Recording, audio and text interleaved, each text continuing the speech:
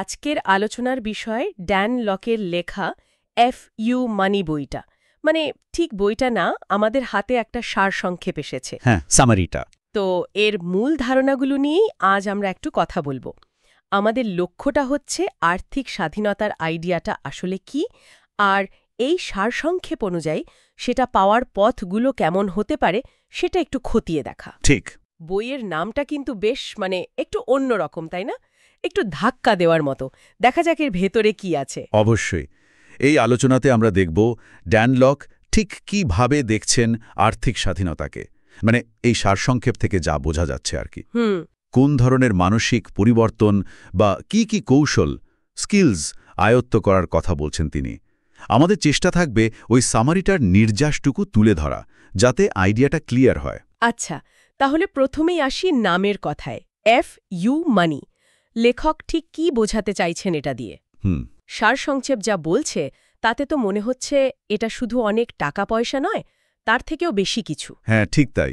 এটা কি সেই ক্ষমতা যা একজনকে, ধরা যাক, চাকরি ছেড়ে দেবার সাহস দেয়, বা কোনো প্রস্তাবে সরাসরি না বলার, নিজের শর্তে বাঁচার স্বাধীনতা? একদম একদম। সারসংক্ষেপ অনুযায়ী আসল শব্দটা এখানে স্বাধীনতা। মানে শুধু লাক্সারি লাইফ নয়, যদিও সেটা এর একটা অংশ হতে পারে। আচ্ছা।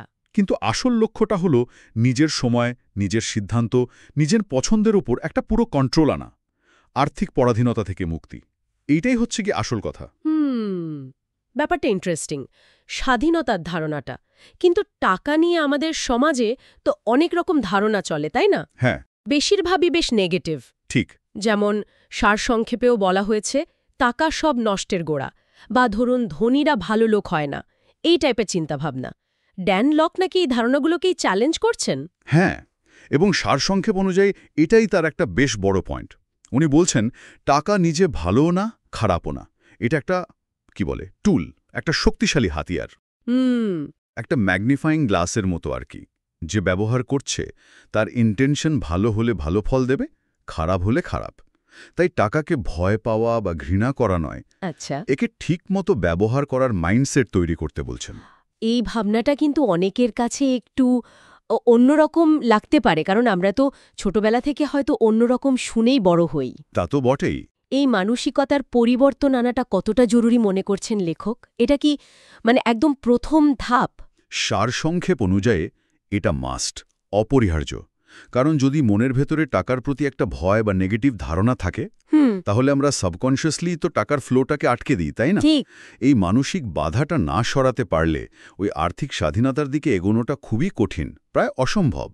তাই টাকাকে শত্রু না ভেবে একটা উপায় বা শক্তি হিসেবে দেখা, এটা খুব জরুরি একটা শিফট। বেশ, তাহলে মাইন্ডসেট বদলানোর পর আসছে আয়ের ব্যাপারটা। বইটির সারসংক্ষেপ বলছে বেশিরভাগ মানুষ নাকি বেতন কেন্দ্রিক চিন্তায় আটকে থাকে। মাস গেলে কত পাবো সেই হিসেব। হ্যাঁ, কিন্তু সাকসেসফুল লোকজন বা ধরুন এন্টারপ্রেনার্স, তারা নাকি অন্যভাবে ভাবেন। তারা চিন্তা করেন কিভাবে মানুষের লাইফে ভ্যালিউ অ্যাড করা যায়। ঠিক ধরেছেন। সারসংক্ষেপ এই পার্থক্যটাকে খুব গুরুত্ব দিয়েছে। মানে বেতন মানে কি? নির্দিষ্ট সময়ের বিনিময়ে নির্দিষ্ট টাকা, তাই তো? হ্যাঁ। কিন্তু লেখক জোর দিচ্ছেন ভ্যালু ক্রিয়েশনের ওপর। যদি আপনি এমন কিছু করতে পারেন বা এমন সার্ভিস দিতে পারেন যা মানুষের কোনো প্রবলেম সলভ করে বা কোনো নিড পূরণ করে, আচ্ছা, তাহলে মানুষ তার বিনিময়ে আপনাকে টাকা দিতে রাজি থাকবে। এখানেই হচ্ছে গিয়ে উদ্যোক্তা মানসিকতার শুরু। আপনার ইনকাম তখন আর শুধু সময়ের ওপর ডিপেন্ড করছে না, বরং আপনি কতটা ভ্যালু তৈরি করতে পারছেন তার ওপর। তার মানে কি লেখক চাকরি ছেড়ে ব্যবসায় নামতে বলছেন? সারসংক্ষেপে কি চাকরির ব্যাপারটাকে একটু ছোট করে দেখা হয়েছে? না, সরাসরি ছোট করা হয়তো বলা যাবে না, তবে সারসংক্ষেপ একটা তুলনামূলক ছবি দেখাচ্ছে। চাকরিতে কি হয়, আয়ের একটা লিমিট থাকে, তাই না? যেটা বেশিরভাগ সময়ই আপনার বস বা কোম্পানির ওপর নির্ভর করে। হ্যাঁ, তা তো ঠিক, একটা সিকিউরিটির ব্যাপারও থাকে। অবশ্যই একটা স্টেবিলিটি বা নিরাপত্তা আছে। অন্যদিকে এন্টারপ্রেনারশিপে অনিশ্চয়তা বেশি, রিস্ক বেশি। কিন্তু আয়ের পোটেনশিয়ালটা থিওরিটিক্যালি আনলিমিটেড হতে পারে, কারণ এখানে আয়টা নির্ভর করে নিজের যোগ্যতা, চেষ্টা আর কতটা ভ্যালু ডেলিভার করছেন তার ওপর। লেখক মূলত এই পসিবিলিটির দিকটাতেই আলো ফেলছেন। কিন্তু ওই যে স্টেবিলিটির মায়া, ওটা ছাড়া তো বেশ কঠিন, আর ঝুঁকি নেওয়ার ভয়টাও তো খুব বাস্তব, তাই না? অবশ্যই বাস্তব। এই ঝুঁকি আর ভয়ের ব্যাপারে সারসংক্ষেপে কি বলা হয়েছে? শুধু কি রিস্ক নিতে বলা হয়েছে? না না, মোটেও অন্ধভাবে ঝাঁপ দিতে বলা হয়নি। সারসংক্ষেপ লেখকের কথাটা কোট করছে, ঝুঁকি না নিলে বড় কিছু পাওয়া যায় না। এটা সত্যি। ঠিক। কিন্তু ঝুঁকি মানে গ্যাম্বলিং নয়। ঝুঁকি মানে হলো ক্যালকুলেটেড রিস্ক, মানে হিসেব করে, প্ল্যান করে, সাহসের সাথে এগোনো। ভয় তো থাকবেই, কিন্তু সেই ভয়কে ম্যানেজ করে কন্ট্রোলড রিস্ক নেওয়ার কথা বলা হয়েছে। আচ্ছা। ফেলিয়ার আসতেই পারে, কিন্তু সেই ফেলিয়র থেকেও শিখে আবার এগোনোর মাইন্ডসেট তৈরি করতে হবে। স্টেবিলিটির মায়া ছেড়ে রিস্ক নেওয়ার কথা যখন আসছে, তখন তো নিশ্চয়ই কিছু স্পেসিফিক টুলস বা স্কিলসের দরকার হয় এই পথে এগোতে গেলে। হ্যাঁ হ্যাঁ, সারসংক্ষেপে কি তেমন কিছুর উল্লেখ আছে? মানে কোন ধরনের স্কিল অর্জন করলে এই আর্থিক স্বাধীনতার দিকে যাওয়াটা একটু সহজ হতে পারে? অবশ্যই আছে। ড্যানলক মানে সারসংক্ষেপ অনুযায়ী কিছু নির্দিষ্ট স্কিলকে বলছেন high income skill. High income skill? হ্যাঁ, মানে যেগুলো দিয়ে বেশি আয় করা সম্ভব। এগুলোর মধ্যে উনি বিশেষ করে বলছেন কপিরাইটিংয়ের কথা, মানে বিজ্ঞাপন বা বিক্রির জন্য লেখা আর কি। ও আচ্ছা। সেলস বা বিক্রি করার স্কিল আর ডিজিটাল মার্কেটিংয়ের মতো বিষয়গুলো। কিন্তু কেন এগুলোই হাই ইনকাম স্কিল? এগুলো গতানুগতিক চাকরি থেকে কিভাবে আলাদা? কারণ দেখুন, এই স্কিলগুলো আপনাকে সরাসরি মার্কেটে নিজের ভ্যালু প্রুভ করার সুযোগ দেয়। এগুলোর মাধ্যমে একজন ব্যক্তি বা কোম্পানি সরাসরি কাস্টমারের কাছে পৌঁছাতে পারে, প্রোডাক্ট বা সার্ভিস বেচতে পারে। মানে আয়ের ওপর কন্ট্রোলটা অনেক বেশি থাকে। এগুলোর মেজারেবল রেজাল্ট দেয়, যেমন সেলস বাড়ল কিনা, যেটা একজন চাকরিজীবীর কাজের রেজাল্টের চেয়ে সরাসরি আয়ের সাথে অনেক বেশি কানেক্টেড। আর এগুলোর ডিমান্ড এখন ডিজিটাল যুগে অমছম, মানে প্রচুর। আচ্ছা আচ্ছা। আর এগুলোর মাধ্যমে নিজের নলেজ আর স্কিলকে স্কেল আপ করা যায়, মানে বহুগুণে কাজে লাগিয়ে আয় বাড়ানো সম্ভব, যা সাধারণ চাকরিতে বেশ কঠিন। সারসংক্ষেপে এই দিকগুলোই হাইলাইট করা হয়েছে। বুঝলাম। তার মানে শুধু মাইন্ডসেট বদলানো বা রিস্ক নেওয়াই নয়, ঠিকঠাক স্কিল অর্জন করাটাও খুব জরুরি। কিন্তু এত কিছু করার পেছনে একটা স্ট্রং কারণ বা ড্রাইভও তো দরকার, তাই না? একদম ঠিক পয়েন্ট। মানুষ কেন এত খাটবে? শুধু টাকার জন্য? এখানেই সারসংক্ষেপের আরেকটা গভীর দিক আসছে। লেখক প্রশ্ন করছেন, কেন আপনি ধনী হতে চান? কেন এই ফাইন্যান্সিয়াল ফ্রিডম আপনার দরকার? শুধু বিল দেওয়ার জন্য, বা একটা লাক্সারি লাইফের জন্য, নাকি এর পেছনে আরও বড় কোনো কারণ আছে? যেমন ফ্যামিলিকে সাপোর্ট করা, সোসাইটিতে কন্ট্রিবিউট করা, নিজের কোনো প্যাশন ফলো করা, বা ধরুন ওয়ার্ল্ড ট্যুর করা। বাহ! এই কেন বা পারপাসটা খুঁজে বের করাটা উনি বলছেন খুব জরুরি। কারণ এই কেনর পাওয়ারটাই আপনাকে মোটিভেটেড রাখবে, কঠিন সময়েও চালিয়ে নিয়ে যাবে, হাল ছাড়তে দেবে না। এই কেন খুঁজে বের করার ব্যাপারটা সত্যি ভাবার মতো। তার মানে ফিনান্সিয়াল ফ্রিডমটা নিজে গোল নয়, বরং অন্য কোনো বড় গোল অ্যাচিভ করার একটা উপায়। একদম এই কানেকশনটা খুব পাওয়ারফুল। ঠিক তাই। সারসংক্ষেপ অনুযায়ী আর্থিক স্বাধীনতা আসলে জীবনের স্বাধীনতা পাওয়ার একটা রাস্তা। যখন টাকার চিন্তাটা সারাক্ষণ মাথায় ঘুরপাক খায় না, তখনই তো মানুষ তার আসল ইচ্ছেগুলো নিয়ে ভাবার সুযোগ পায়, সেদিকে কাজ করার সুযোগ পায়। তাই এই কেন বা উদ্দেশ্যটা খুঁজে পাওয়াটা শুধু ফিনান্সিয়াল জার্নির জন্য নয়, একটা মিনিংফুল লাইফের জন্য জরুরি। এটা লং টার্ম মোটিভেশন দেয়। আচ্ছা, বেশ।